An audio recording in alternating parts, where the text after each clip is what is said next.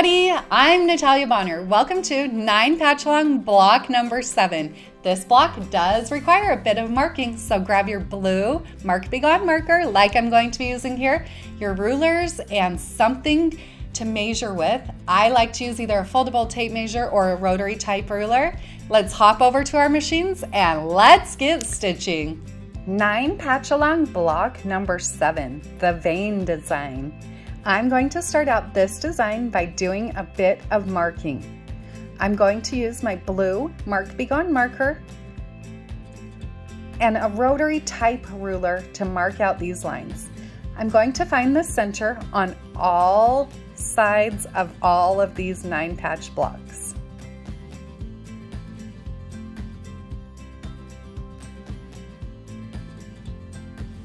You'll see that with this design, I chose to actually mark a straight line all the way through my design. We're going to be stitching point-to-point designs, but this time my line will be a little bit inside, so I'm actually going to mark just a little bit more.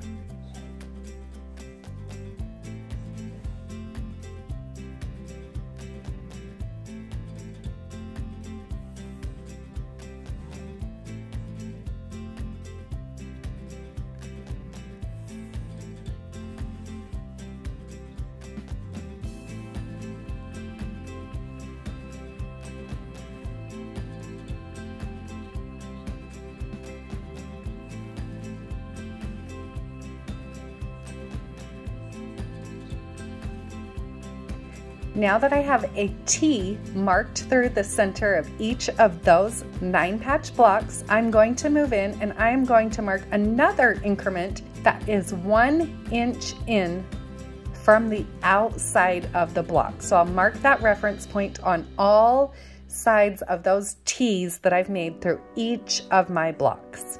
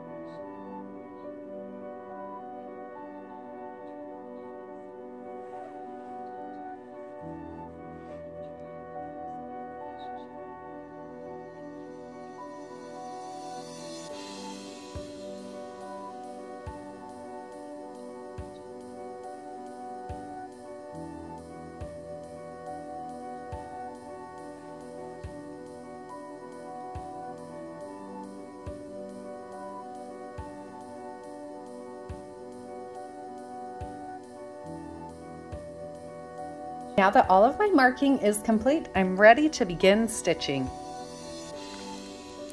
I love the look of stitch in the ditch, so I'll start out this design by stitching in the ditch all the way around the outside of my block.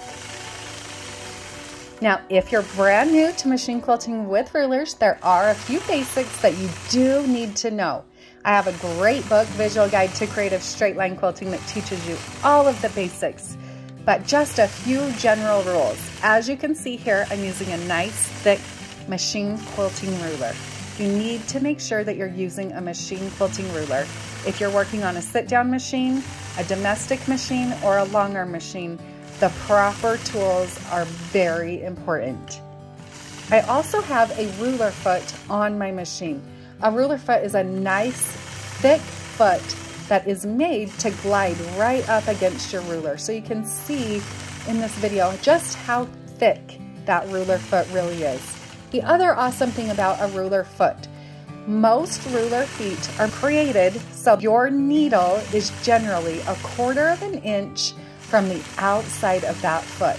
So a lot of the markings, a lot of the quilting that we'll do is based off of the markings on your machine quilting ruler. The ruler foot makes it so nice. You'll also need to make sure that you have a nice flat working surface. Here, as I'm quilting, I have the Gamble extended base plate on my machine.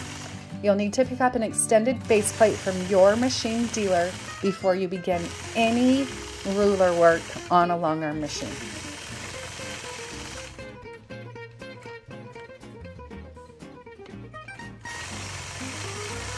Now that I have all of my stitch in the ditch work complete, I'm ready to begin working on my block.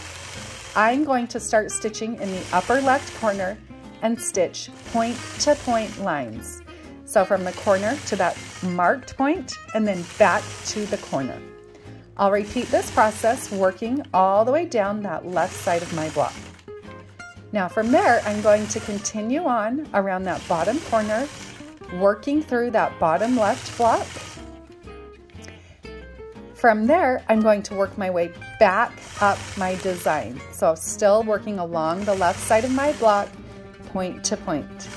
If you follow the path that I'm using, you can stitch out this design with one single thread line. You don't ever have to stop and start or clip your threads. So I'll continue working my way back up. Now I'm back up in that top block, the block that I started in, but I'm not going to stitch back to the point where I started. Once I've stitched back up to the top of that block, then I'm going to move over into the second row and I'll stitch that second row of blocks like I did the first one. So I'll work down the left side of those blocks, which on here shows to be the bottom side. I'll work across the bottom, point to point, and then come back up the right side of those blocks and also stitching the point to point lines in between the blocks.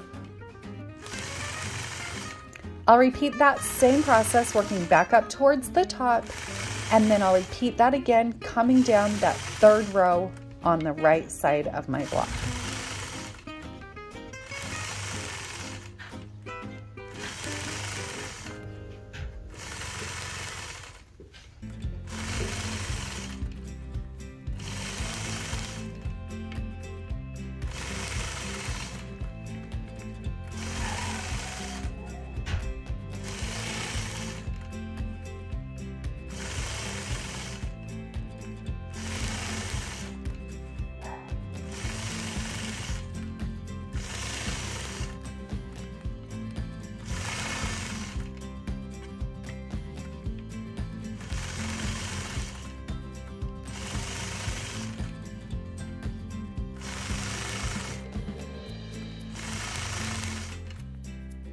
Now you can see, obviously I'm quilting this design here out on a 9 patch, but this exact same design could be quilted on any number of blocks, a 4 patch, a 9 patch, a 16 patch, as long as you make sure that you stitch in the same manner.